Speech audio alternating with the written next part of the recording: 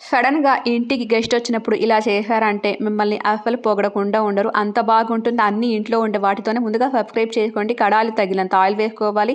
స్లైస్‌లా cut చేసుకున్న onion వేసుకోవాలి. ఇలా ఆయిల్‌లో వేగిన తర్వాత ఫ్రెష్‌గా 2 టేబుల్ స్పూన్ అంత అల్లం వెల్లుల్లి పేస్ట్ వేసుకొని పచ్చి వాసన అంతా పోయేదాకా బాగా కలుపుకోవాలి.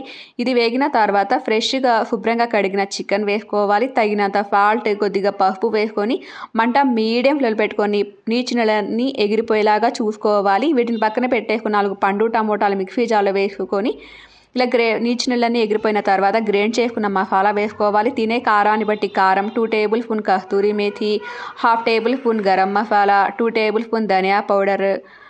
ఇదంతా మరొకసారి బాగా కలుపుకోవాలి మూత పెట్టేసి. మసాలాల పచ్చి వాసన అంతా పోయిన తర్వాత ఫ్రెష్‌గా 1 కప్పు కర్డ్ వేసుకోండి. చాలా బాగుంటుంది కర్రీ. మరొకసారి బాగా కలుపుకొని చికెన్ ఉడకడానికి తగిన నీళ్లు వేసుకోవాలి. ఇలా ఉడికిన తర్వాత సన్నగా కట్ చేసుకున్న కొత్తిమీర వేసుకోవాలి. మీకు చిక్కగా కావాలా, పల్చగా కావాలా అనేది మీ ఇష్టం. ఇది చపాతీ, రోటీ, పుల్కా, రైస్ ఎందులోకైనా కానీ చాలా చాలా బాగుంటుంది. తప్పకుండా మీరు కూడా ట్రై చేయండి. సబ్స్క్రైబ్ చేసుకొని లైక్ ఇవ్వండి.